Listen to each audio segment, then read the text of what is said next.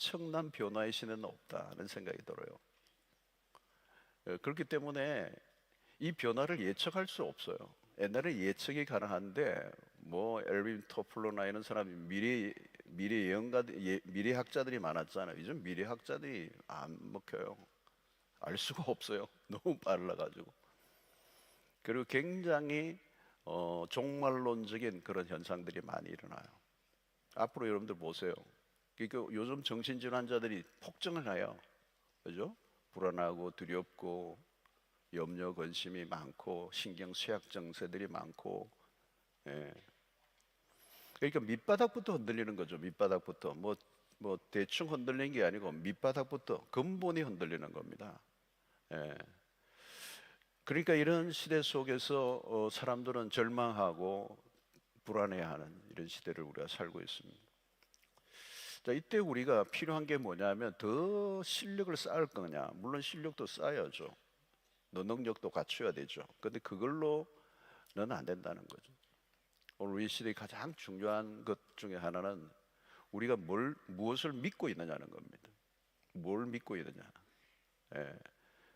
그러니까 오늘 우리도 마찬가지죠. 우리가 믿음 생활한다고 그러지만 내 믿음이 도대체 어떤 거냐.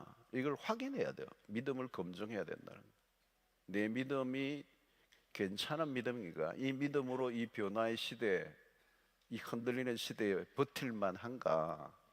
그죠? 내가 어떤 것을 믿고 있느냐는 거죠. 믿음이란 뭐냐? 자칫하면 여러분 믿음이 추상적일 수 있는 거죠. 추상적일 수 있습니다. 근데 오늘 여러분이 우리가 잘 아는 본문이잖아요. 히브리서 11장 1절에 믿음은 바라는 것들의 실상이다. 보이지 않는 것들의 증거다. 그랬어요. 그러니까 뭐냐면 믿음은 우리가 보지 못하는 것을 바라고 확신하는 것.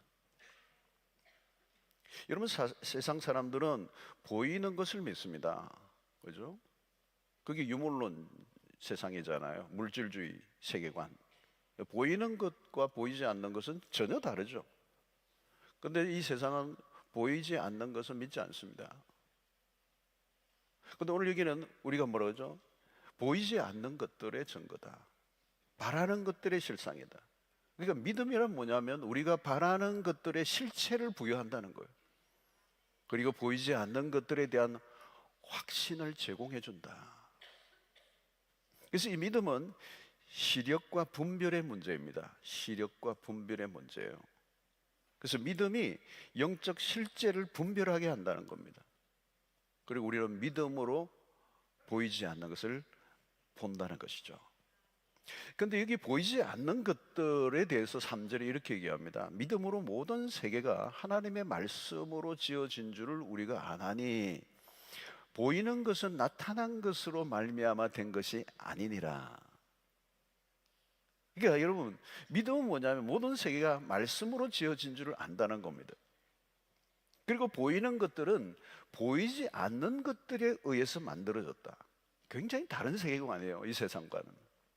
보이는 것에 의해서 뭐가 만들어지는 게 아니라 보이지 않는 것들로 인하여 보이는 것들을 만들었다는 거예요. 그러니까 만물은 하나님으로 인하여 만들어졌다. 근데 여러분 그것을 만드신 하나님은 눈으로는 보이지 않죠. 사람들은 보이는 세상만 존재한다고 믿습니다. 그러나 우리는 보이는 세상을 보며 보이지 않는 하나님을 봅니다. 이 전혀 다른 세계관이에요. 세상은 눈으로 보이는 것들에만 의존한 물질적 세계관입니다. 그러니까 우리가 여러분 매일 마주치는 이 세상의 사람들과 우리는 근본적으로 달라요. 이 세상에 우리가 세상에 나가면 만나는 모든 사람들이 가지고 있는 이 세계관이 뭐냐? 눈에 보이는, 손에 잡히는, 경험되어진 것만 존재한다고 믿고 사는 사람들. 대화를 해보면 전혀 달라요. 그들은 보이지 않는 것을 존재하지 않는다고 믿는 거예요. 그런데 우리는 보이지 않는 것에 의해서 보이는 게 만들어졌다고 믿는 거예요. 전혀 다른 세계관이죠. 여러분 그들은 세상의 사람들은 하나님의 말씀을 믿지 않습니다. 말씀으로 만물이 지어졌다. 어떻게 믿겠습니까? 그들에게는 하나님의 말씀이 보이지 않습니다. 근데 우리는 말씀을 믿습니다. 그 말씀에 의해서 세상이 만들어지고 움직여지고 있다고 믿습니다. 그러니까 믿음이란 뭐냐? 믿음의 컨텐츠, 내용은 하나님의 말씀입니다. 그러니까 말씀과 믿음은 뗄래야 뗄 수가 없습니다. 믿음의 내용이 뭐냐? 말씀 안에 들어있는 거죠. 말씀을 모르면 믿음이 있다고 말하기 어려운 거예요.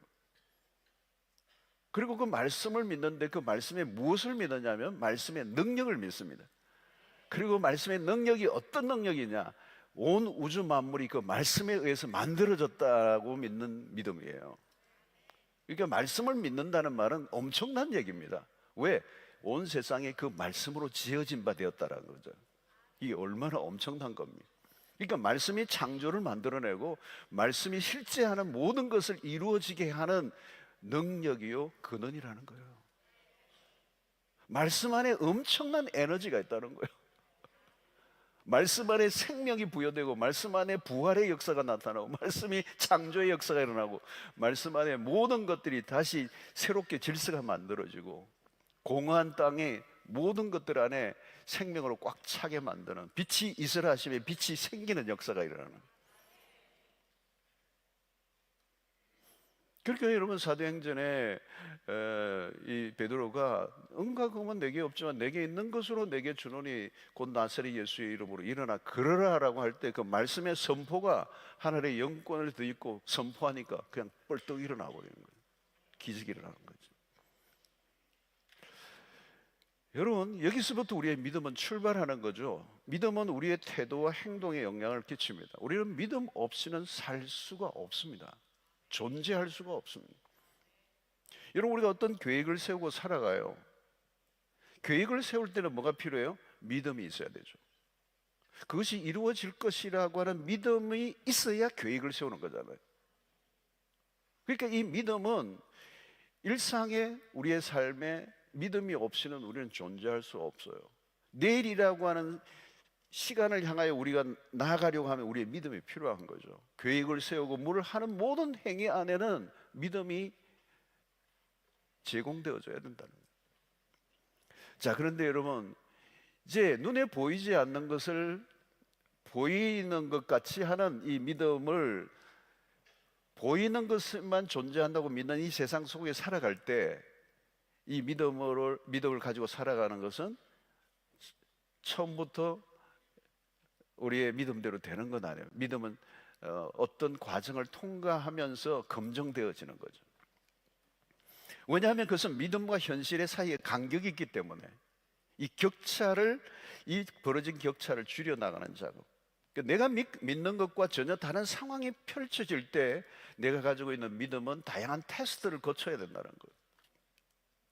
그래서 성경에 나타나는 모든 인물들은 자신이 가지고 있는 그 믿음을 테스트를 당하는 거예요. 그 테스트를 거치면서 그 믿음의 순도를 높이는 거예요. 예. 처음에는 믿음의 순도가 너무 약해, 불순물이 많아, 그래서 흔들려, 그래서 실패도 해. 근데 그것이 세월이 흘러가면서 그 과정을 통하여 그 믿음의 순도가 강해지는 거죠. 그러면서 상황과 모든 여건에 휘둘리지 않고 믿음을 따라 돌파해 나가는 그런 영적인 경험을 하게 되는 것입니다. 자, 여러분 구약의 욥이라고 하는 사람을 우리가 잠시 한번 오늘 밤에 생각해 보면 그런 믿음의 사람이에요. 하나님이 칭찬할 만큼, 여러분 성경에 이 욥과 같은 인물은 정말 특별한 인물이에요. 여러분 욥이 하나님이 칭찬할 만한 그런 좋은 믿음을 갖고 있으니까 오죽하면 이 사단이 시샘을 했겠어요. 그죠? 결국은 사단의 그 공격 속에 하나님의 용인하에 이제 그 믿음의 테스트가 이제 들어가는 거죠. 거대한 고난 속으로 들어가는 겁니다. 욥의, 여러분 우리가 잘 아는 것처럼 욥의 삶이 다 망가졌어요. 여러분 생각해 보시죠. 믿음을 가지고 살아왔어요. 너무너무 신앙생활을 잘했어요. 그런데 내 삶이 다 그 결과가, 믿음의 결과가 오늘 현실에는 너무 참담한 결과가 나타난 거죠. 여러분 우리는 욥에게서 배우는 게 하나 있어요. 그의 태도예요. 태도예요. 욥기서를 통해 우리가 뭘 배우나? 태도입니다. 태도. 여러분 믿음은 우리의 태도를 바꿉니다.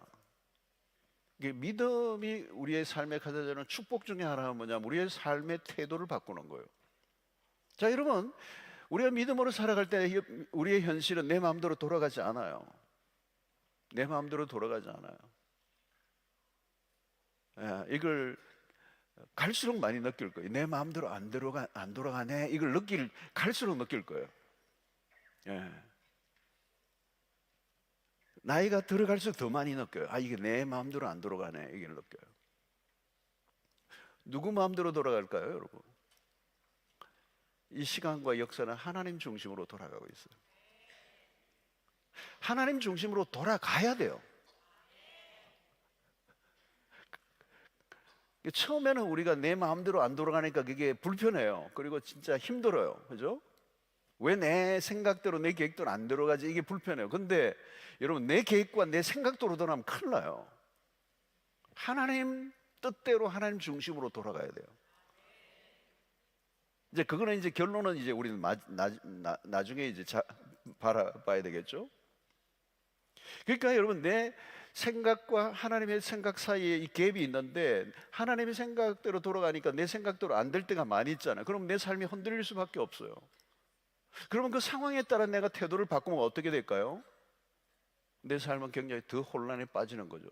내 생각과 계획대로 돌아가지 않아도 믿음이란 뭐냐 하면 하나님을 향한 나의 태도를 바꾸지 않는 거예요. 여러분, 믿음은 뭐냐? 믿음이라는 단어를 조금 더 우리에게 현실적으로 와닿게 하는 단어가 하나 있어요. 그게 뭐냐면 신뢰라는 단어예요. 영어로 trust라고 하는 단어예요. 이 신뢰라는 단어는 믿음보다 조금 더 우리에게 와닿는 그림을 제공하는, 그리고 이 신뢰는 인격성을 좀 강조하는 단어예요. 인격적인 단어예요. 하나님과의 관계 안에서 만들어지는 것을 우리는 이 신뢰라고 얘기해요.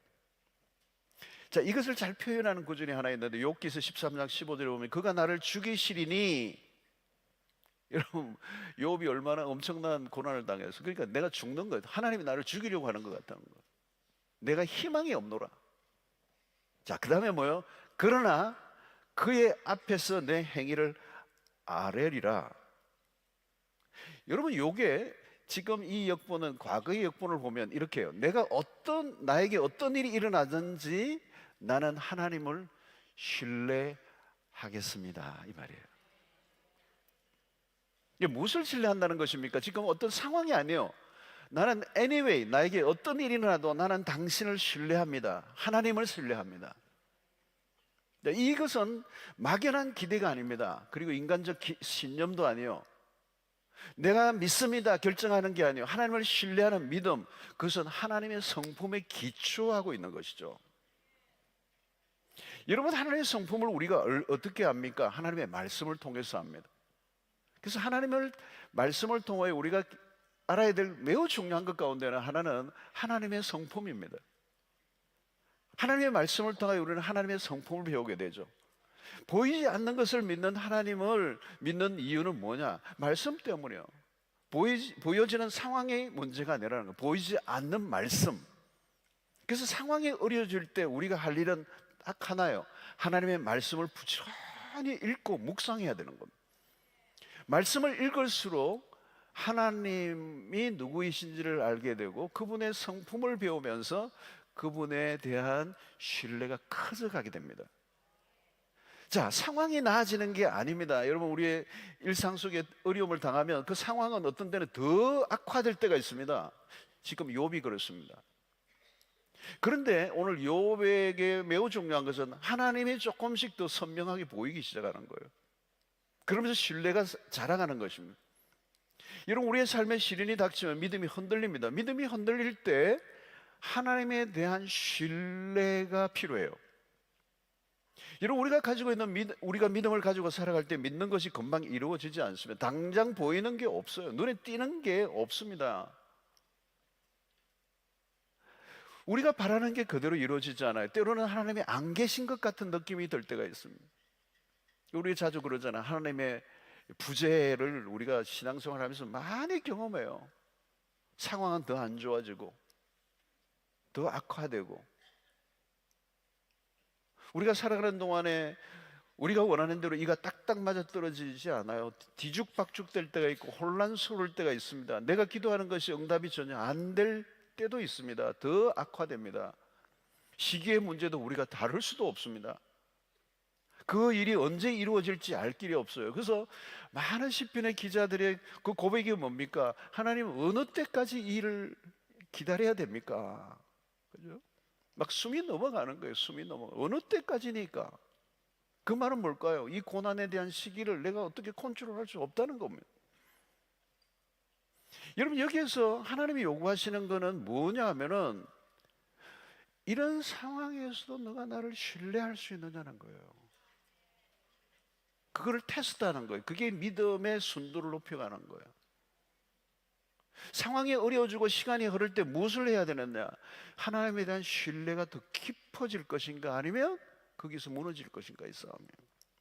그래서 욥기를 통해서 우리가 주시는 메시지 중에 하나는 욥이 당한 일은 사실 우리가 상상을 초월하는 겁니다. 그 욥이 당한 고난 같은 고난을 당한 사람이 여기는 아무도 없을 거예요, 여러분. 아무리 대단한 고난을 당해도. 그러니까 성경이 우리에게 말씀해 주려고 하는 이게 뭘까요, 여러분? 욥기 같은 욥기를 통하여 우리가 주는 건 진짜 우리가 인간사에서 당할 수 있는 모든 고난의 총망라한 걸 다 경험한 사람이 욥이란 말이에요. 그죠? 설명이 안 되는 거예요. 이해할 수도 없는 거죠. 어떻게 이해가 안 되잖아요. 그것은 하나님과 사단의 관계 속에서 일어난 일이고 자기는 너무너무 황당한 거잖아요. 문제가 악화될 뿐만 아니라 해결될 기미도 없고 모든 건 안개 속으로 들어가 버린 것 같고 미궁 속에 빠져들이고 하나님의 침묵은 너무 길어지고. 그러니까 여러분, 여기에서 욥에게 하나님이 원하시는 건 뭘까요? 욥이 그런 상황에서도 너가 하나님을 신뢰할 수 있느냐는 거죠. 하나님은 마귀에게 하는 게 뭐냐면 그래도 욥은 나를 신뢰할 거라고 하는 거예요. 그 믿음을 갖고 있는 거예요. 하나님이 욥에 대한 믿음이에요. 그게 하나님이 마귀에게 보여주고 싶은 욥의 모습이에요. 너 아무리 그래도 내가 사랑하는 욥은 안 무너질 거라는 거예요. 나를 신뢰할 거라는 거예요, 여러분. 여러분, 오늘 여러분들이 당하고 있는 고난과 어려움이 있다면요, 그 시간을 통하여 여러분 하나님과 나와의 관계 속에서 뭔가 하나님이 원하시는 게 있을 거예요. 여러분, 인생의 문제는 계속 일어나요. 끊임없이 일어나요. 그 일어나는 그 고난과 시련과 알 수 없는 일들 속에서 그럼에도 불구하고 너가 여전히 이 세상 속에 보이지 않는 하나님을 신뢰할 수 있겠느냐는 거예요. 예. 여러분, 신앙생활 하다 보면 어려운 일을 겪잖아요, 여러분. 설명이 가능한 것도 있고 어떤 날이 설명이 안 되는 일들도 있잖아요. 삶은 매우 복잡하고 까다롭잖아요. 거칠게 밀고 들어오는 문제들 앞에 우리의 믿음이 시험대 위에 딱 올라가는 거예요. 오늘도 낮에 우리 우리 목자들이 간증하는데 너무너무 어려움이 닥치니까 하나님 떠날 뻔했다고 그랬대요. 떠날 뻔했다는, 하나님에게 막 그냥 따지고 원망하고 불평하고 교회를, 하나님을 떠날 뻔했는데 이제 그 믿음을 이긴 얘기를 간증을 하더라고요. 그게 간증이잖아요, 그죠? 여러분, 시험은요 언제나 주관식이에요. 욥은 이런 고난을 당하고 이런 시련 속에서 믿음의 테스트를 받았지만 사람은 다 다르죠. 하나님 다양하게 하세요. 다양하게, 그죠? 같은 문제는 없어요. 그리고 예고 없이 들이닥친다는. 그때 우리는 당황을 합니다. 왜 하나님? Why? 하나님, 왜 하나님이 이런 일을? 근데 여러분, 우리가 질문을 던져도 하나님은 우리가 알아듣도록 설명해 주시지 않습니다. 설명해 주지 않으세요. 언제까지 그것도 말하지 않아요. 하나님이 요구하시는 게 딱 하나예요. 너가 나를 신뢰하느냐는 거예요. 너에게 무슨 일이 일어나도 너는 나를 신뢰하느냐. 근데 여러분, 욥이 흔들리죠, 뭐, 그죠? 하나님에 대한 신뢰가 흔들려요. 흔들려야 돼요. 안 흔들렸으면 우리가 힘들 뻔했어요. 욥이 흔들려요. 그렇게 대단한 사람인데 흔들려요. 욥이 인간임을 보여주는 거죠. 하나님이 아세요. 이게 우리에게 위로가 되는 거죠. 우리는 하나님 앞에서 겸손할 수밖에 없습니다. 흔들려요. 믿음이 흔들릴 때가 있습니다. 근데 여러분, 우리의 믿음은요, 흔들리면서 자라가는 거예요. 흔들리면서도 자라가는 이유가 뭔지 아세요? 하나님 우리를 붙들고 계시기 때문이에요. 우리가 붙들고 있는 게 아니에요. 하나님이 놓지 않으세요. 하나님이 욥을 주시하고 있어요. 욥을 포기한 게 아니에요. 욥을 사랑하시기 때문에 그 믿음을 끌어올리시는 거예요. 여러분, 이 신뢰라는 단어를 여러분 놓치지 말아야 돼요. 하나님은 신뢰를 원하세요. 근데 이 신뢰가 여러분 그렇잖아요. 우리 사람들과의 관계도 신뢰 관계가 맺어지면 이제 다 할 수 있죠, 그죠? 엄청난 일이 일어날 수 있어요. 근데 이 신뢰는 하루아침에 생긴 게 아니잖아요, 그죠? 신뢰는 하루아침에 생기지 않아요. 20년, 30년, 40년 우정을 쌓아온 신뢰가 있다면 그건 엄청난 거죠. 그냥 다 맡길 수 있는 거죠. 그 신뢰가 생기면 다 맡길 수 있는 거예요. 근데 신뢰는 하루아침에 생기는 게 아니에요.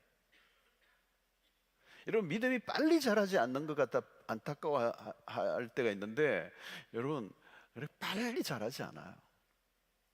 여러분, 어떻게 믿음이 빨리 안 자란다고 너무 안타까워하시는 분도 계시는데 너무 자기를 닥달하지 마십시오. 여러분, 하나님을 조금씩 경험해 가면서 신뢰가 쌓여져 가는 거죠. 여러분, 성경에 나오는 인물들은 다 마찬가지예요. 여러분, 믿음의 조상 아브라함을 보세요. 창세기 12장에서 22장까지요 많은 세월이 흘러요. 중간에 실패 많이 하잖아요, 여러분. 그런 하나님의 약속을 신뢰하지 못해요. 그죠? 나이가 들어가니까, 자기 아내도 나이가 들어가니까 어떻게 해요, 여러분? 90세, 100세에 어떻게 아이를 낳아요? 그러니까 현실이 점점 멀어지니까, 그죠? 그러니까 이 결정적인 실수를 결국은 하잖아요. 아내의 몸종인 하갈을 통하여 이스마엘이라고 하는 아이를 낳는 거죠. 하나님의 언약의 그 씨가 아닌, 그죠?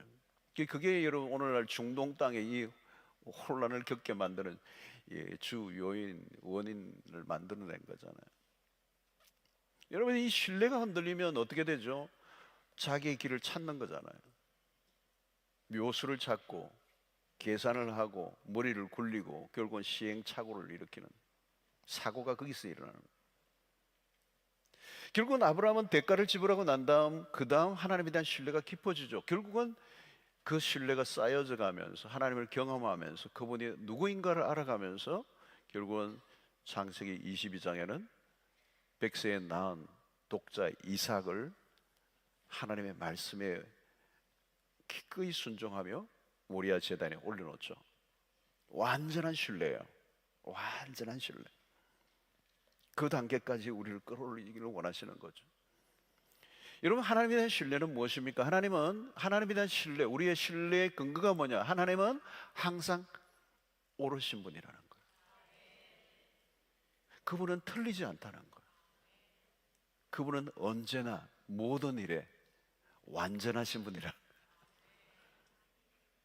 그게 우리의 신뢰의 근거예요. 지금 나에게 일어난 상황은 해석이 안 돼, 설명이 안 돼, 문제가 많아 보여. 그런데 하나님은 옳으신 분이에요. 그러니까 여러분, 우리가 상황을 분석하고 이해하려고 하면 안 돼요. 우리의 이해는 한계를 가지고 있어요. 하나님이 설명해 주셔도 우리가 알아듣지 못해요. 여러분, 그렇잖아요. 여러분, 우리 어린아이들에게 그 맞는 수준에 맞는 설명이 있죠. 근데 어떤 거는 그 아이에게 설명을 할 수 없는 게 많아요. 그죠? 오늘 또 여러분 과학으로 가도 과학을 우리가 모르는 사람이 과학자가 설명하는 거 들어도 여러분 몰라요. 그거 막 그냥 암호 같은 숫자들이 막 나오고 기호가 나오면요 설명해줘도 몰라요. 여러분, 과학자가 그런데 여러분, 하나님이 설명하시면 우리가 알아듣겠습니까? 수가 다르신 분인데요. 수가 다른데 여러분, 바둑에 보면 하수와 고수가 있잖아요. 여러분, 고수가 딱 하나 뜨는데 하수는 알 길이 없습니다. 저기 왜 저기 두는지 이해가 안 되는 거예요. 이해가 되면 고수죠. 여러분, 하나님이 놓으시는 그 섭리의 도를 우리가 무슨 수로 이해를 하겠습니까? 그런데 우리는 평가를 하려고 하는 거죠. 욥의 친구들이 늘어놓는 말들이 욥에게 맞지 않아요. 그들이 무슨 수로 하나님이 하시는 일을 알 수가 있겠습니까? 불가능한 겁니다. 욥도 마찬가지. 한 가지만 요구하는 겁니다. 하나님이 하시는 일은 언제나 옳습니다. 욥은 욥기 끝에서 결국은 그가 깨달은 것을 하나 고백해요. 그게 여러분 이제 욥기서의 마지막 결론이잖아요. 욥기서 42장 2절로 3절. 주께서는 못하실 일이 없사오니 무슨 계획이든지 못 이루실 것이 없는 줄 아오니 무지한 말로 이치를 가리는 자가 누구니까? 나는 깨닫지도 못한 일을 말하였고 스스로 알 수도 없고 헤아리기도 어려운 일을 말하였나이다. 욥이 겸손해졌어요. 고개를 숙여요. 자신이 얼마나 어리석은 자인가를 인정해요. 그리고 욥이 결정적인 말을 하나 해요. 그게 욥기서의 결론과 같은 얘기인데 42장 5절 6절의 말씀이에요. 내가 죽게 대하여 귀로 듣기만 하였사오나 이제는 눈으로 주를 배움나이다. 그러므로 내가 스스로 거두어 드리고 티끌과 제 가운데에서 회개하나이다. 여러분, 욥은 결국 이겨냈습니다. 인내했습니다. 핵심은 뭘까? 이제는 눈으로 주를 뵙습니다. 이게 여러분 히브리서 11장 1절의 말씀, 믿음의 실상을 본 거예요. 이제는 눈으로 주를 뵙습니다. 클리어해요. 놀라운 변화예요. 이전에는 귀로만 들었어요. 그런데 욥의 갈망이 이루어졌습니다. 귀로만 듣는 단계가 아니에요. 말씀을 들음으로 믿음이 생겨요. 그러나 보는 단계가 있다는 거예요.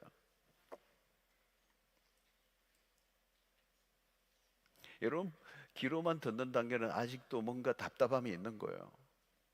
근데 눈으로 본 거예요. 이제 하나님께서 욥에게 당신을 직접 보여주신 거예요. 여러분, 하나님을 눈으로 본다는 것은 무엇을 의미합니까? 하나님은 보이지 않는 영으로 계신 분입니다. 그런데 눈으로 배움나이다라고는 이 말은 사실은 다양한 해석이 있어요. 어떻게 욥이 하나님을 눈으로 봤을까? 모세가 하나님의 영광을 보고자 간절히 간구할 때 너무 때를 쓰니까 여러분 눈을 가리게 하고 그냥 살짝 그냥 스쳐 지나가서 보게 하셨죠. 근데 오늘 욥도 이런 표현을 쓰는 거예요. 이런 새로운 영의 세계가 있는 거예요. 할렐루야. 여러분, 하나님은요 너무 크신 분이, 너무 크면 안 보이잖아요, 여러분. 그죠? 다른 차원에 계신 분, 우리의 시야에 들어올 수 있는 분이 아니에요. 우리의 오감으로 다 경험할 수 있는 분이 아니에요. 그러니까 이 보았다는 말은 굉장히 어려운 단어예요. 하나님은 어떻게 보았을까?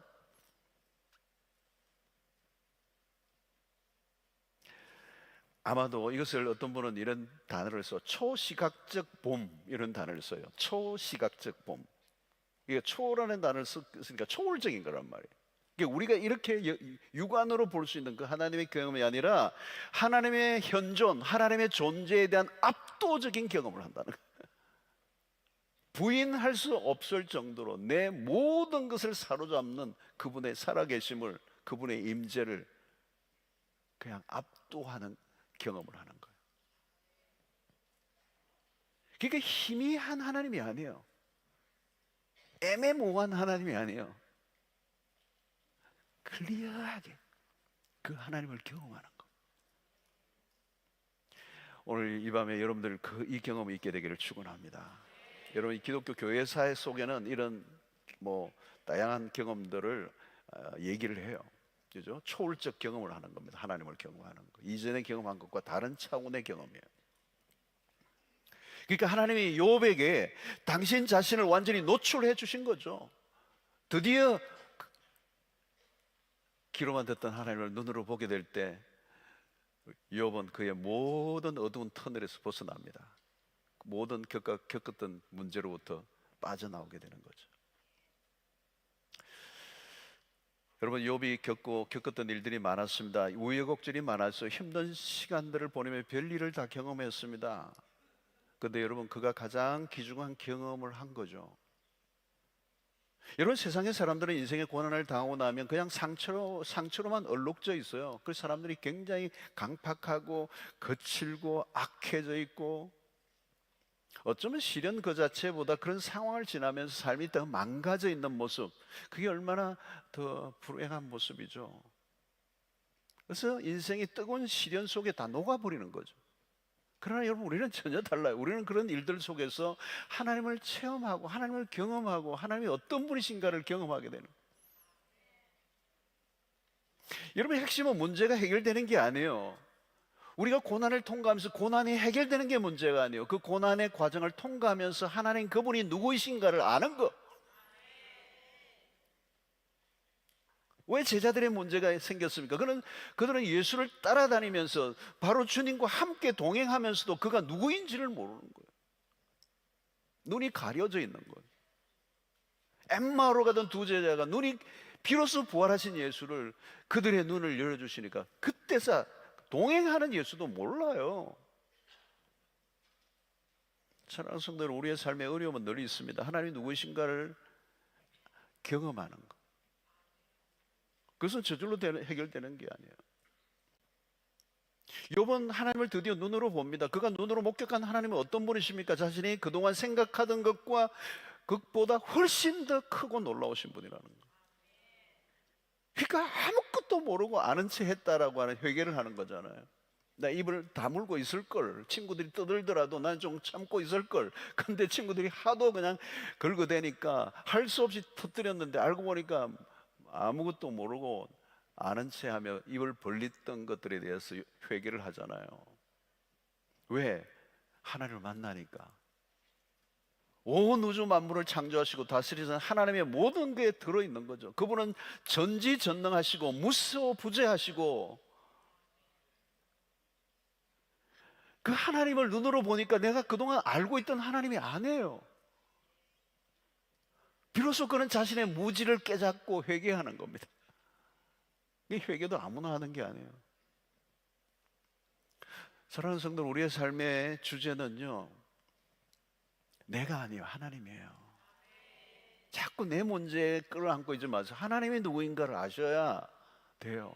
하나님이 누구이신가를 알면요, 내 문제가 저절로 해결돼요.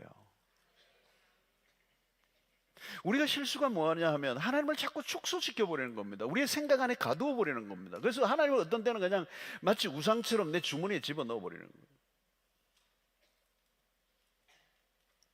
여러분, 하나님을 신뢰한다는 것은 우리의 노력만으로는 안 돼요. 하나님이 누구이신가를 알아야 돼요. 아는 만큼 신뢰하게 되는 거잖아요.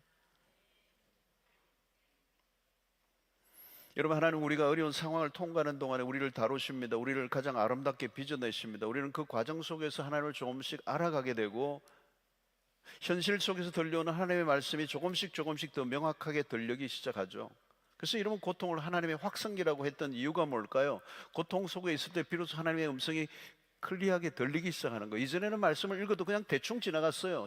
근데 이제는 점점 하나님의 말씀이 더 선명하게 들려오죠. 그래서 시편의 시인의 고백이 그러죠. 내가 고난 당하기 전에는 내가 하나님의 말씀을 그냥 대충 들었던 거예요. 그래서 주의 고난을 통하여 내가 주의 율례를 배우게 되었다. 욥은 마침내 하늘을 뵙는다고 했습니다. 믿음이 더 이상 추상적이지 않다는 얘기예요. 명확한 겁니다. 하나님이 갈수록 선명한 거예요. 여러분, 옛날에 TV 초기에 막 나올 때는 흑백이 있었을 때가 있어요. 저는 흑백 세대예요. 흑백에 제 어릴 때 흑백에 나온 만화 영화 황금박쥐였고요. 만화방에서 봤어요. 그것도 자기 집에는 TV가 없어가지고. 그리고 나중에 한참 많이 나올 때는 이제 안테나 여러분 많았어요. 안테나를 하면 안테나의 방향에 따라서 이게 화면이 잘 안 나올 때가 있었어요. 그러면 누가 한 명이 또 지붕 위에 올라가야 돼요. 그래서 막 돌리면 됐다 그러고 그러면 내려오고 막 이랬어요. 전설 따라 삼천리 같은 얘기.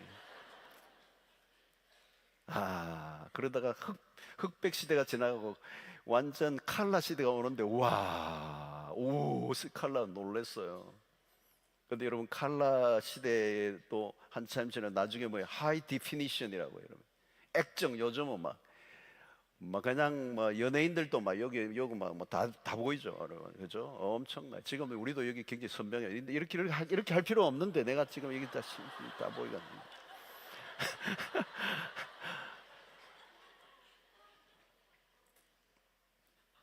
옛날에 여러분 없었잖아요. 여러분 옛날에 뭐 교회도 이게 이런 게 어디 영상 시대가 어디 있었어요. 옛날에 또 뭐 그 프로젝터 이런 거 프로젝터 전에 또 뭐였나? 뭐 하여튼 뭐 희미하게 막 뜬 것들 많았어요. 그 막 거쳐 지나오고 이제 이런 게 뜬 거예요, 여러분. 뭐 요즘 얼마나 선명해졌잖아요. 그러니까 우리 신앙도 그런 거예요. 옛날에는 막 왔다 갔다 하는 거예요. 보였다 안 보였다 그러는 거예요. 계시는 것 같고 안 계신 것 같고. 믿음 생활이 그랬던 거예요. 오락가락한 거예요. 오락가락한 거예요. 여러분 고난을 통하면서 결국은 우리의 시선을 하나님이 어디에 두게? 하나님에게 초점을 맞추게 하는 겁니다. 고난과 시련 속에서 하나님은 당신에게 초점을 맞추게 하십니다. 우리의 눈이 하나님에게 고정을 하면 새로운 국면으로 가게 돼요. 그러니까 욥기서 42장에 내가 귀로만 들었고 이제 하나님을 눈으로 봤습니다. 이 말은 믿음의 실상을 본 거예요. 보이지 않는 증거를 본 거예요. 끝난 거예요. 끝난 거. 욥기 결론이에요. 더 이상 이제 욥을 흔들어 놓을 수 있는 게 없어요. 왜? 그분을 봤는데요. 그분의 살아계심을 경험했는데 하이 디피니션 선명하게 하나님이 내 앞에 임재해 계시는데, 그러니까 어떻게 돼요, 여러분? 상황이 희미하게 보이는 거예요. 현실이 희미해요. 하나님이 선명해지는 거예요. 근데 여러분 우리가 믿음이 떨어지면 뭘까요? 현실은 하이 디피니션인데 하나님은 희미해 왔다 갔다 해요. 안테나 돌려라 그러고. 그러면 힘든 거죠. 못 빠져나오는 거예요. 여러분 다윗이 골리앗과의 그 엘라 골짜기의 싸움의 비결이 뭡니까, 여러분? 그 유명한 사건이 주는 메시지가 뭘까요? 상징적인 거잖아요. 아주 어린 소년. 이게 하나님이 의도적인 겁니다. 그 사건을 다윗이 아주 어린 소년일 때 아주 작은 물맷돌 하나로 그 거대한 자이언트를 무너뜨리는, 이건 상징적인 겁니다. 의도적인 세팅이에요. 클리스예요. 하나님의 클리스예요. 그걸 뭘 부각하는 겁니까? 다윗의 물맷돌 실력입니까? 믿음이 아니에요. 하나님은 의도적으로 그 작은 존재, 어린 소년, 작은 물맷돌을 통해서 거대한 골리앗을 무너뜨리는 이 대비를 통하여 하나님이 누구이신가를 드러내는 거예요. 그러니까 겉으로 보면 다윗이 결코 골리앗을 이길 수 없습니다. 그런 설정이 만들어진 거잖아요. 그러니까 오늘 우리가 현실에 살아가는 그리스도인들의 삶은 마치 어린 다윗과 같은 존재들이, 우리가 가지고 있는 건 너무 보잘것없는 것 같고 세상은 너무도 거대해 보이잖아요. 그러나 그 속에서 하나님의 살아계심을 그 어린 다윗을 통하여 증거했던 것처럼 우리가 아무것도 가지고 있지 않아도 우리의 삶을 통하여 세상보다 크신 하나님을 우리의 삶을 통해 증거하기를 원하시는 거죠. 그러니까 어린 다윗이 이렇게 할 수 있었던 이유가 뭘까요? 어린 목동에 있을 동안에 양떼를 지킬 때부터 하나님의 도우심을 많이 경험한 거예요. 그래서 그는 곰과 사자의 발톱에서 건져내신 하나님, 이렇게 표현하는 거예요. 그러니까 이미 다윗의 생애 가운데는 하나님이 하이 디피니션이에요. 선명한 화면으로, 화질로 하나님의 존재를 보한 거죠. 그러니까 그 화면이 하나님의 선명하게 보이니까 골리앗은 희미하게 보이는 거예요. 떨 이유가 하나도 없어요. 그분이 압도하는 이 초월적인 봄, 그죠? 초시각적인 봄, 그분의 임재, 그분의 사로잡힘이 있으니까 골리앗 그까짓 거, 그죠? 여러분 신앙생활에서 중요한 것은 뭐냐면 여러분들이 그냥 교회를 체험하고 끝나면 안 돼요. 교회 생활 체험이 신앙생활이 아니에요. 신앙생활 어떻게 하셨습니까? 그러면 대부분의 사람들이 어느 교회 다녔습니다 이래요. 그리고 내가 뭐 집사입니다, 뭐입니다 이러고. 그때 무슨 이런 행사를 뭐 했고요, 뭐 이런 뭐 프로젝트 뭐 참여했고, 내가 임원했고요, 뭐 교회 열심히 다녔고요, 그걸로 끝이에요, 여러분. 또 어떤 사람은 또 안 좋은 경험한 얘기만 꽉 쌓여 있어. 막 교회가 싸웠고요, 뭐 그때 누가 막뭐 뭐 병원에 실려갔고요, 뭐 잡다한 뭐 그때 뭐 목사님이 누구고요, 장로님이 어땠고요, 뭐 행사에 뭐 사람들이 많이 모였고요, 우리가 건축한다고 고생했고요, 뭐 몇 층 지었고요, 뭐 나는 주부를 몇 년째 이렇게 모아 놨어요, 뭐 그러고.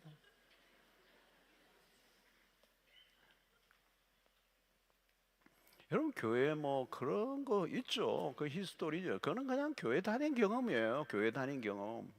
뭐 교회의 어떤 규칙을 지키고 규정을 지키고, 그게 신앙생활이 아니에요.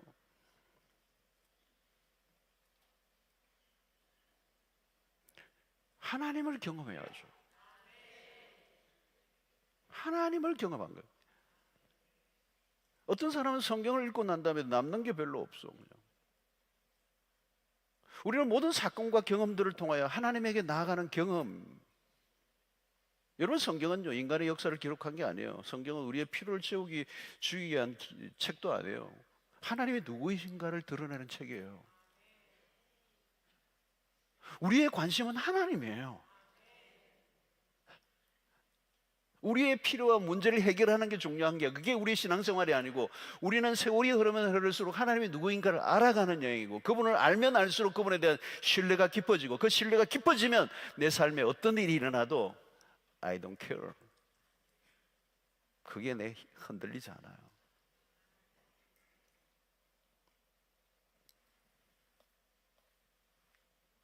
우리가 사역을 하고 활동을 하고 있는 동안에 누구를 경험해야 됩니까? 뭐 이상한 인간 만난 얘기로 끝내버리는 우리의 신앙생활이라면 얼마나 안타까운 거겠어요, 여러분. 여러분, 눈에 보이지 않는 하나님이 어느 순간 우리의 시야 안으로 들어오시는 거예요. 우리의 일마다 때마다 그분이 내 삶에 개입하시고 내 삶 속에 일하시는 것을 경험하는 거예요. 하나님이 어떻게 일하시는가를 경험하는 거예요. 내가 얼마나 열심히 했나 보다 하나님이 어떻게 일하셨는지. 하나님은 안 계시고 인간들만 가득한 곳이 된다면 무슨 의미가 있겠어요? 그게 10,000명, 100,000명 모여 뭘 일을 이룬다고 해도 그것은 무슨 의미가 있겠습니까? 여러분, 우리가 애를 쓰는 것도 좋지만 하나님이 어떻게 일하시는지, 우리의 삶 가운데 어떻게 찾아오셨고 역사하시는지를 경험하는 이야기들이 쌓여져 가요. 그 전에는 희미했던 그 하나님이 갈수록 더 선명해지는 역사예요. 그래서 여러분, 우리의 삶에 그 하나님을 신뢰하면 조급할 게 없어요. 대부분 여러분 믿음의 길에서 실패는 조급함입니다. 하나님의 때를 기다리지 못하는 거죠. 여러분, 하나님의 일하심을 보려고 하면요, 그 신뢰는 기다림을 통하여 만들어지는 겁니다. 누가 기다릴 수 있습니까? 신뢰하는 사람들. 그분을 신뢰하는 사람들. 그가 하실 일을 기대하는 거예요. 여러분, 대부분의 우리의 삶에 망쳤던 부분을 보십시오. 그분을 신뢰하지 않고 기다리지 않은 것으로 인하여 사고가 난 겁니다. 성경의 인물들 다 똑같아요. 여러분, 우리가 하는 일과 하나님이 하시는 일은 하늘과 땅 차이입니다. 전혀 달라요. 그렇다면 우리가 그분이 하시는 일을 바라보려고 하면 그분을 기다려야 되는 거죠. 그 기다림이 신뢰인 것입니다. 믿음은 무엇을 보는 것입니까? 믿음은 하나님. 하나님이 보이면 그 사람이 이기는 것입니다. 믿음은 바라는 것들의 실상이다. 그 믿음은 하나님을 향해 있어야 돼요. 보이지 않는 것들의 증거. 하나님은 보이지 않지만 믿음으로 보는 거죠. 그리고 갈수록 더 선명해진다는 것. 여러분, 이 보는 것과 보지 않는 사람의 차이는 너무도 큽니다. 무엇보다도 하나님을 보는 것과 보지 않는 것은 하늘과 땅 차이입니다. 여기에서 욥의 인생에 갈라지는 겁니다. 그리고 히브리서 11장 1절에 2절에 이 말씀을 구체적으로 살아낸 사람들이 히브리서 11장의 믿음의 전당에 갤러리에 쫙 믿음의 사람들이 이제 열거되고 있죠. 여러분, 그 어려운 시대 속에 환난과 핍박과 시련과 목베임과 톱으로 베임을 받는 그 끔찍한 그 상황 속에서도 하나님을 변절하지 않고 믿음을 따라 살아갔던 그들의 삶의 비결은 딱 하나예요. 하나님은 언제나 오르신 분이고 그분을 신뢰했던 사람들이에요. 여러분, 우리가 할 일은 뭘까요? 하나님을 사랑하고 하나님을 더 신뢰하는 법을 배우는 것입니다. 여러분, 하나님을 아십니까? 여러분, 세상을 이기려고 하지 마세요. 죄와 싸워 이기려고도 하지 마세요. 설명할 수 없는 문제와 시련을 내 힘으로 극복하려고 애를 쓰지 마세요. 할 일은 하나요. 하나님에 대한 신뢰가 깊어져 갈 수 있게 되기를 바랍니다. 하나님을 더 알아가는 일. 우리의 신앙이 이전보다 하나님 앞으로 더 한 걸음씩 앞으로 나아가면 돼요. 그래서 욥처럼 그 하나님의 귀로만 듣다가 드디어 눈으로 보게 되는 단계로 나아가면 결국 욥기서는 이제 결론을 맺게 되는 것입니다. 성도 여러분, 우리의 인생의 결론을 알고 있습니까? 알려고 하지 마세요. 하나님이 우리에 알려주지도 않으세요. 안다고 좋은 것도 아니에요. 성경이 우리에게 순종을 요구할 때를 보십시오. 그 순종을 요구할 때 하나님은 말씀을 하지 않아요. 알려주지 않아요. 왜라는 설명을 해주지 않아요. 본토 친척 아버지 집을 떠나라고 하는 아브라함에게 왜 그냥 떠나라고 말씀하는지 이유를 그냥 떠나라는 거예요. 여러분, 때로는 우리가 기도해도 답이 없을 때는요, 그냥 기다리고 있는 거예요. 그 기다림 자체가 신뢰예요. 그게 믿음의 핵심이에요. 다 알려주고 난 다음에 가라고 하지 않아요. 그건 순종이 아니죠. 하나만 요구해요. 하나님 우리에게 하나만 요구해요. 명령하시고 너 나 믿니? 너 나 믿어?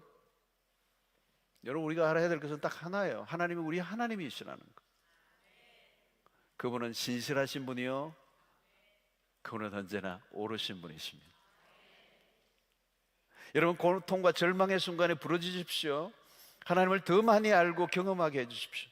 우리의 당면한 문제가 해결되는 것에만 초점을 맞추지 마십시오. 신앙은 그것보다 훨씬 더 큰 세계로 우리를 이끌기를 원하신다는 거예요. 우리는 당장의 문제가 해결되면 좋겠다고 생각하지만 하나님 그 문제를 통하여 더 깊은 세계로 우리를 이끌어가기를 원하시고 더 놀라운 비밀을 우리에게 알려주기를 원하시고 우리가 훨씬 더 단단한 하나님의 사람으로 세워지기를 원하십니다. 만약에 욥이 문제 해결에만 초점을 맞췄다면 그런 문제로부터 벗어날 수가 없었을 거예요. 그가 치른 대가들이 너무 커요. 그런데 욥기를 통해서 주시는 메시지는 나에게 모든 것을 잃어버리는 일이 있다 할지라도 하나님이 누구이신가를 발견할 수만 있다면 충분한 가치가 있는 것이다. 그는 귀로만 듣기만 하다가 이제는 눈으로 배움나이다. 욥은 그가 당한 고난이 비로소 이해되기 시작했습니다. 모든 원망과 불평이 다 사라져 버립니다. 하나님을 만나니까요, 복잡한 설명이 필요 없게 됐어요. 여러분, 지금 일어난 사건과 절망적인 일들로 인해 하나님을 알아가는 경험을 할 수 있기를 바랍니다. 여러분, 기도를 그렇게 하셔야 돼요. 하나님, 이 문제가 해결되게 해달라고 기도하지 마시고요, 이 문제를 통하여 하나님이 누구이신지를 경험하게 해주십시오. 여러분, 우리의 인생의 답은 하나님이십니다. 하나님을 더 알게 해주십시오. 그분을 알면 알수록 우리는 그분을 신뢰하게 되고 그분을 신뢰하게 되면 앞으로 우리 인생 가운데 다가오는 수없는 문제들 앞에 우리가 넘어지지 않을 거예요. 우리는 더 신뢰가 깊어질 거예요. 그리고 그분을 더 깊이 알아가는 은혜가 있게 될 줄로 믿습니다. 여러분, 갈수록 내 삶이 든든해지는 이유는 어떤 것들에 의해서가 아니에요. 하나님으로 인해 든든해지는 겁니다.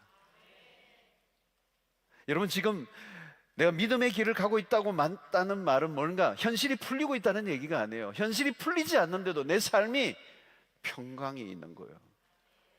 요동치지 않는 거예요. 그 이유는 내가 하나님이 누구이신지를 알기 때문이에요. 내 생각대로 돌아가지 않아도 삶은 힘들지만 나는 하나님께 더 가까이 나아가고 내 삶 속에 주님이 일하고 계심을 눈으로 목격하게 될 때 우리는 낙심하지 않게 되는 것입니다. 여러분, 지금 눈앞에 펼쳐진 상황으로 인해 만족하려고 하지 마십시오. 우리의 만족은 하나님으로만 주어지는 것입니다. 하나님을 더 알아가고 하나님에 대해서 더 눈을 떠가는 은혜가 있게 되기를 축원합니다. 내가 원하는 길이 아니라 하나님이 원하시는 길로 가야 돼요. 그러려고 하면 그분을 신뢰해야 돼요. 끝까지 나를 따라오라는 거예요. 너의 목적과 너의 계획이 이루어지는 게 성공이 아니고 하나님의 목적과 계획이 이루어지는 그 일에 너가 순종하며 나오라는 거예요. 그분은 언제나 오르신 분이라는 거예요.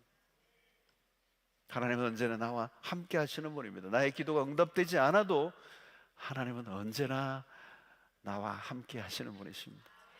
여러분, 욥기를 통해 보여주는 메시지가 뭘까요? 여러분, 숱한 하나님의 부재처럼 느껴졌지만 하나님은 한 번도 욥을 떠난 적이 없다는 거예요. 여러분, 우리는 하나님을 온전히 만날 때 비로소 우리 인생에 빛이 납니다. 나라는 존재를 다루고 가시는 하나님의 손길에 감격하게 됩니다. 하나님은 우리를 이끄시고 우리를 당신의 목적을 이루시는 일에 이끌고 가신다는 믿음을 가지고 하루하루 믿음의 발걸음을 옮겨가는 여러분들이 되시기를 축원합니다. 세월이 흐를수록 여러분들의 믿음이 커져가고 있습니까? 그 믿음이 커져가고 있다는 걸 뭘 의미합니까? 하나님에 대한 눈뜸, 언제나 함께하고 계시고 언제나 나의 하나님이심을 내가 눈으로 보는 것입니다. 여러분, 세상에 다른 것들은 다 잠시 있다가 다 사라져요. 내가 의지하고 바라던 것들은 다 내 곁을 떠나요. 나에게 없으면 안 될 것 같은 것들도 마찬가지예요. 내가 그토록 눈독을 들였던 것들 지나가 보면 아무것도 아니에요. 우리가 바라고 놓치지 않아야 할 유일한 것은 하나님 한 분밖에 없어요. 여러분, 믿음이 좋다는 것은 결국 하나님보다 더 선명하게 보이는 것이 없어야 되는 겁니다. 눈에 보이는 것이, 이 세상에 눈에 물질에 보이는 것이 전부처럼 보이고 하나님은 보이지 않는데 그게 믿음 생활이 가능하겠습니까? 우리가 바라고 바라는 것은 하나님 한 분밖에 없다는 사실을 우리가 경험할 때 그것으로는 믿음이 바라는 것들이 실상이 되는 것입니다. 여러분, 허상을 쫓지 마세요. 싱그루 같은 것을 바라보지 마세요. 당장 일어난 일들로 인해 일이 일비하지 마세요. 당장 나를 죽일 것 같은 것들로 인해 절망하지 마세요. 우리가 죽고 사는 것도 하나님의 손에 달려 있습니다. 우리가 예수를 믿는 순간부터 우리의 인생의 결론은 이 세상에 누가 낼 수 있는 것도 아니고 내가 낼 수 있는 것도 아니고 우리의 인생의 결론은 하나님이 내실 수밖에 없는 운명이 된 것입니다. 하나님 살아계십니다. 이제 우리의 삶을 하나님의 일하심을 보며 세상의 모든 것 안에 충만하신 하나님을 눈으로 목격하는 일상이 되시기를 축원합니다. 인생 쉽지 않습니다. 살면 살수록 더 절실하게 깨닫는 게 뭐냐? 우리에게 하나님은 믿음을 허락하시고 이 믿음으로 세상을 능히 이기게 하신 겁니다. 여러분, 이 믿음은 우리에게 나온 게 아닙니다. 믿음은 하나님이 주신 선물입니다. 그 선물을 이 믿음을 통하여 세상을 이기게 하셨고 그 이긴 이야기들이 이 히브리서 11장 안에 빼곡하게 믿음의 정인들을 통하여 입증되었습니다. 믿음의 위력이 얼마나 대단한가를. 그 믿음의 초점은 뭘까요? 하나님이라는 거예요. 하나님. 그분을 놓치지 마십시오. 그분을 놓치면 그냥 벼랑끝으로 떨어지는 것이에요. 온 세상을 만드시고 그분에 의해서 운행되고 있는 이 세상, 우리의 존재 모든 것이 그분으로부터 나왔습니다. 그분 안에서 생명을 공급받고 있습니다. 그분이 안 계신다면 우리는 지금도 혼돈과 공허 속에 빠질 수밖에 없습니다. 여러분, 오늘 이 세상이 겉으로는 대단해 보이고 문명이 그냥 갈수록 거대한 문명이 발달하고 그렇지만 여러분, 하나님 보시기에는요 그냥 아무것도 아니에요. 먼지 티끌 같은 거예요. 여러분, 지구는 작은 별 중에 작은 별입니다. 그 안에 나라는 존재 얼마나 작은 점과 같아요. 그런데 하나님이 인간에게 엄청난 가치를 부여해 주셨습니다. 하나님의 아들 예수 그리스도의 십자가에 죽기까지 하며 우리를 사랑하셨어요. 우리의 존재의 가치가 얼마나 놀라운 분인지 하나님 우리에 대한 관심을 놓치지 않으시는 분이십니다. 여러분, 욥기를 보세요. 하나님은 끊임없이 욥을 지켜보고 계세요. 아무도 함부로 할 수 없어요. 그 모든 운명을 하나님이 주고 계세요. 사랑하는 성도 여러분, 오늘 히브리서 11장을 넘어가고 12장을 넘어가면 12장 2절의 말씀이 굉장히 중요한 구절이에요. 믿음의 주요 그랬어요. 그리스도는 우리의 믿음의 주가 되신다. 이 믿음의 주라는 말은 믿음의 창시자가 된다. 우리의 믿음을 완성시킬 분이다. 그리고 우리의 믿음의 출발점이요 동시에 완성이 되시는 분이 바로 그리스도이시다. 믿음의 주요 또 온전하게 하시는 이 어떻게요? 예수를 바라보자. 바라보자. 누구를 바라봐요? 신앙은 바라보며 누구를? 그리스도를. 여러분, 다른 사람 보지 마세요. 우리가 바라볼 사람이 별로 없어요, 여러분. 사람은 그냥 사람이에요. 잘난 사람, 못난 사람, 다 잘난 사람이에요, 사람. 여러분 인플루언서, 엄청난 팔로워, 엄청난 영향력, 위대한, 좋은, 우리가 바라볼 분은 오직 한 분밖에 없어요. 무엇이 성공이에요, 여러분? 그리스도를 바라보는 거예요. 그분이 하신 일을 바라보는 거예요. 십자가를 바라보는 거예요. 기적을 쫓지 말고 그리스도의 십자가를 바라보세요. 그리스도는 십자가의 고통을 참으셨어요. 십자가는 기적이 없습니다. 그리스도를 바라보게 하시면, 그분을 놓치지 않는다면 우리는 결코 실패하지 않습니다. 끝까지 완주하려면 목표가 분명해야 되죠. 예수에게 시선을 고정하는 겁니다. 완주에 실패한 사람들은 그리스도를 놓쳤기 때문입니다. 여러분, 이 불안한 시대 모든 게 흔들리고 예상하는 것이 빗나가고 우리가 믿고 의지하던 것들이 흔들리는 이 시대, 우리가 무엇을 붙들 것인가? 우리가 믿는 근거는 도대체 어떤 것인가? 모든 게 흔들려도 우리가 붙잡아야 될 그 이유가 뭔가? 내 생각대로 돌아가지 않고 별일이 다 일어난다 할지라도 우리가 붙들어야 될 한 가지가 뭔가? 하나님 그것을 우리에게 알려주셨습니다. 사랑하는 성도 여러분, 하나님은 살아계시고 그분은 신실하시며 우리와 함께 하신다는 이 확신. 그래서 여러분, 우리가 주님을 사랑합니다라는 고백도 좋지만 주님이요 더 듣고 싶은 말씀이 하나 있어요. 우리가 주님을 신뢰합니다. 어떤 일이 내게 일어나도 나는 주님을 신뢰합니다. 하나님에 대한 신뢰가 있다면 세상을 능히 이기게 될 줄로 믿습니다. 이 브레넌 매닝이라는 분은 신뢰라는 책에서 그런 고백을 해요. 하나님에 대한 신뢰는 제2의 회심이다. 우리 신앙의 새로운 차원으로 가는 거예요. 그분을 온전히 신뢰하면, 여러분, 그 하나님이 선명하게 보이고 그분을 신뢰할 수만 있다면 우리는 이 세상에서 승리하는 자로, 이기는 자로, 우리를 망가뜨리게 할 수 있는 게 아무것도 없어요. 초토화된 그 삶 속에서 욥이 하나님을 만나고 눈을 뜨고 그의 삶의 모든 것들이 해피 엔딩으로 끝났습니다. 우리의 운명은 실패할 수 없는 자로 하나님 우리를 부르셨고, 우리 어떤 상황 속에서도 하나님은 오르시고 신실하시고 우리를 끝까지 이기게 하시는 그 하나님, 그분에게 시선을 고정하고 믿음으로 살아가는 여러분들이시기를 주의 이름으로 축원합니다. 자, 341장 찬양하면서 우리 기도의 자리로 나가겠습니다.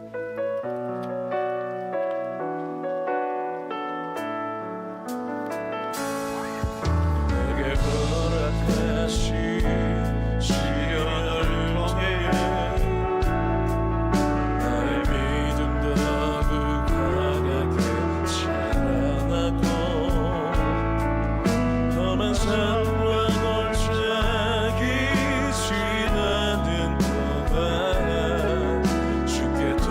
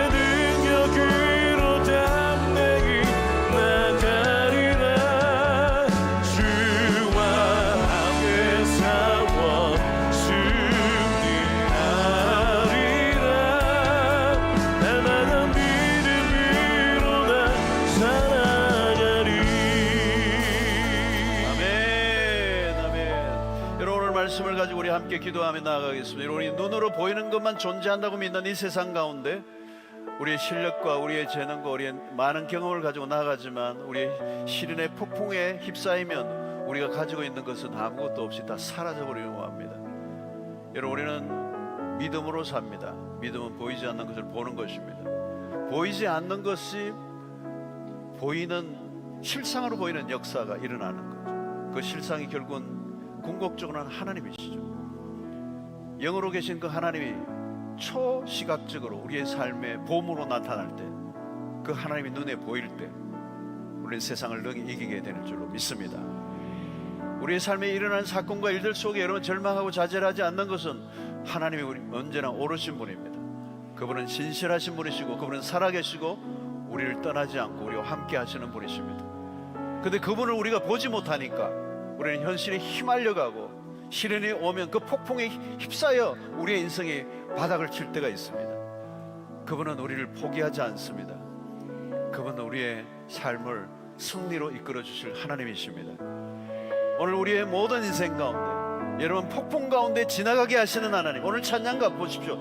하나님의 이 내 앞에 바다가 갈라지지 않으면 주가 나로 바다 위를 걷게 하시는 이 하나님의 능력을 경험하게 하여 주시옵소서. 그 하나님의 능하심을 믿게 하여 주시옵소서. 그분을 신뢰하며 살게 하여 주시옵소서. 하나님, 오늘 이 밤에 우리의 영안을 열어 주시옵소서. 그래서 다윗이 골리앗을 향하여 담대히 나아갈 수 있던 그 용기와 그 믿음이 그 주님의 얼굴이 선명하게 보였기 때문입니다. 주님, 우리에게 그런 능력과 역사를 허락하여 주시옵소서. 그런 경험을 하게 하여 주시옵소서. 주여, 새벽 내 집에 기도하며 나아갑니다. 주여.